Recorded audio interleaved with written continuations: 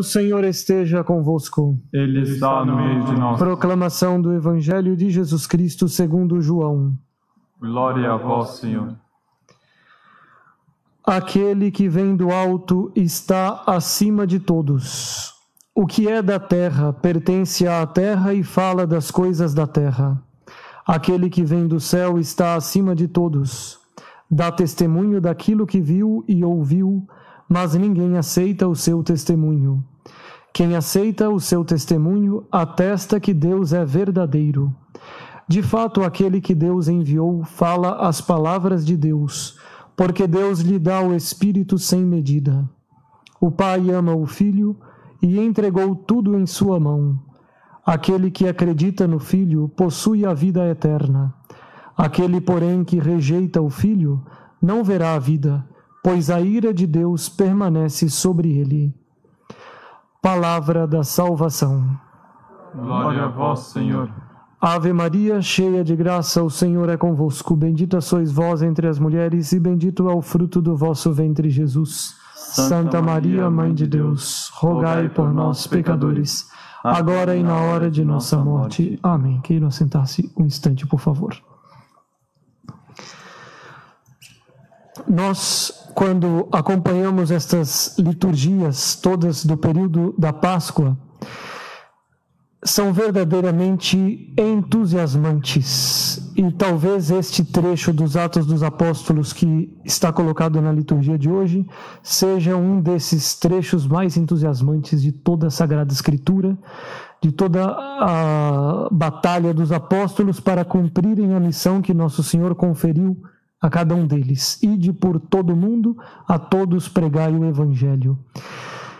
Eles estão numa mudança tão grande daquilo que nós acompanhamos dos primeiros dias após a ressurreição que nos espanta. Que mudança! Aqueles primeiros momentos após a ressurreição, momentos de tanta incredulidade, momentos de tanto medo, de tanta angústia, de tanto receio, de tanta aflição. Eles não sabiam o que se daria com eles a partir do momento em que constataram que o corpo do Senhor não estava mais no sepulcro, e eles ficam tão apreensivos que todos trancados dentro do cenáculo, em determinado momento Nosso Senhor aparece entre eles e a aflição, o medo era tão grande que certamente se agitam, quem sabe se não gritam de medo. E Nosso Senhor tem que dizer várias vezes para eles: a paz esteja convosco. Esses medos, esses receios, estas angústias, sempre são acompanhadas da presença do inimigo da salvação dos homens, do demônio. Todas as vezes que um homem é tomado por um sentimento de uma tristeza profunda, de uma angústia, de um temor, tantas vezes sem explicação, que ele se toma por inteiro, atenção. Aí atrás está a mão do inimigo, aí atrás está o demônio insuflando esses sentimentos todos adversos. A gente deve ter atenção com isso.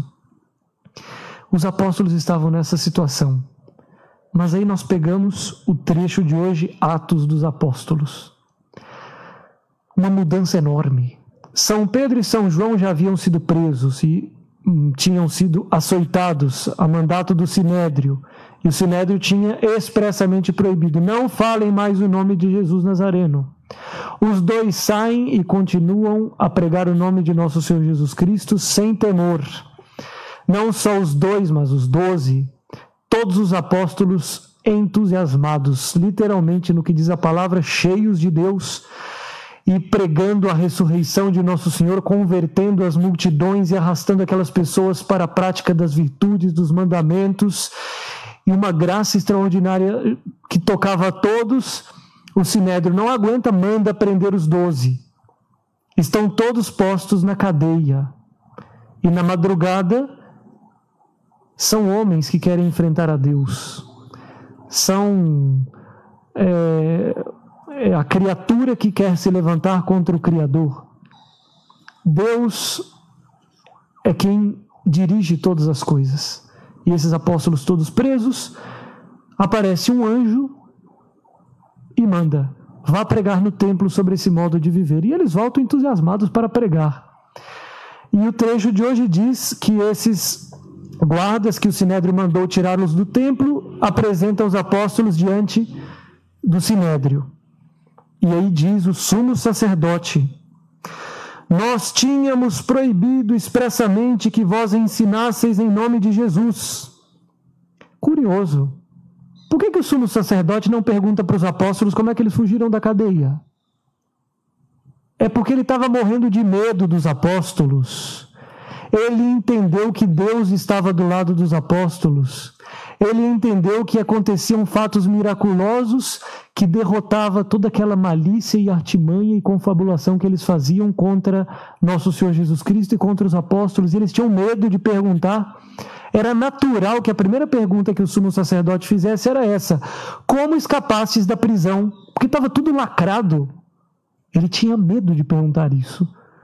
E ele vai repetir aquilo que ele quer instruir. Nós ordenamos expressamente, proibido expressamente, que ensinasseis em nome de Jesus. E apesar disso, enchestes a cidade de Jerusalém com a vossa doutrina. Outro sinal de medo do Sinédrio. E ainda nos quereis tornar responsáveis pela morte desse homem. Ora, de quem que era a culpa? Se não deles que tinham tramado tudo? Mas mostra que eles estão inseguros. Não digam para o povo que fomos nós que mandamos matar Jesus, porque nós estamos percebendo que todos estão contra nós a partir do momento em que saibam disso. E o mais extraordinário é a atitude de São Pedro. Ele poderia ficar receoso diante daquele Sinédrio, deve que era a cena mais tétrica possível e imaginável, né? Aqueles homens horrorosos com aquelas maldade carregada no semblante deles. São Pedro não se intimida com aquilo. E o que São Pedro diz?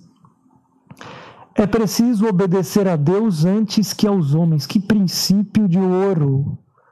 Esse é o primeiro Papa da Santa Igreja Católica. Aliás, aqui nós temos dois pontífices, um colocado diante do outro. O pontífice primeiro da Igreja Católica, São Pedro, e o pontífice traidor, o pontífice prevaricador, o pontífice que tinha abandonado a lei de Deus, que está ali proibindo a Pedro de falar do nome de Jesus. O que São Pedro vai dizer para ele? É preciso obedecer a Deus antes que aos homens. Foi o tempo em que faláveis em nome de Deus. Já não sois mais representantes de Deus. E nós vamos obedecer a Deus antes que a vocês. E ele segue. O Deus de nossos pais ressuscitou Jesus, a quem vós matastes pregando numa cruz. Aquilo que ele tinha acabado de proibir de dizer, São Pedro joga na cara dele. Aquele que vós matastes pregando numa cruz. Esse que matastes era o Filho de Deus, e Deus o ressuscitou. O Sinédrio está acabado. E o pior de tudo é que São Pedro continua o discurso dele e disse: e disso nós somos testemunhas. Nós, os 12 que estavam ali, juntamente com quem? Com o Espírito Santo. Nós e o Espírito Santo que Deus concedeu àqueles que lhe obedecem. Àqueles que obedecem a Deus, o Espírito Santo fortalece, dá ânimo, dá alegria e dá a vitória. Aqueles a quem não obedecem, é o que nosso Senhor Jesus Cristo diz no Evangelho. Aquele, porém, que rejeita o Filho não verá a vida, pois a ira de Deus permanece sobre ele. A ira de Deus permanecia sobre aquele Sinédrio que tinha negado a verdade, que tinha negado o Filho de Deus. Mas o Espírito Santo estava com os apóstolos. E é por isso que eles saem vitoriosos. E o Salmo sublinha de uma maneira extraordinária. Ele volta a sua face contra os maus, para da terra apagar sua lembrança. Clamam os justos, e o Senhor bondoso escuta, e de todas as angústias os liberta. Do coração atribulado ele está perto, e conforta os de espírito abatido. Muitos males se abatem sobre os justos, mas o Senhor de todos eles os liberta. E o que nós precisamos para termos essa atitude de fé, de confiança, de certeza da presença do Espírito Santo? Nosso Senhor diz no início do Evangelho de hoje: o que é da terra pertence à terra e fala das coisas da terra. Nós não somos chamados para pertencer à terra, e nem para falar das coisas da terra, e nem para esperar das coisas da terra. Nós fomos feitos e somos batizados para olhar para o alto e para esperar um auxílio, uma proteção e um dom que vem do alto, que é o Espírito Santo, que nos auxilia em todas as nossas batalhas, que nos livra de todas as angústias, que nos salva de todos os perigos. E esta é a graça que nós vamos pedir no dia de hoje. A exemplo de São Pedro, sabermos proclamar. É preciso obedecer a Deus antes que aos homens. E que o Espírito Santo nos dê esta coragem e que livre-nos de todo e qualquer medo trazido pelo inimigo. Que sejamos cheios de coragem, de confiança e de certeza desse auxílio sobrenatural para aqueles que sabem desprender-se das coisas da terra e esperar o socorro que vem do alto. Que assim Nossa Senhora, esposa do Espírito Santo, nos conceda essa graça. Louvado seja nosso Senhor Jesus Cristo, para sempre seja louvado.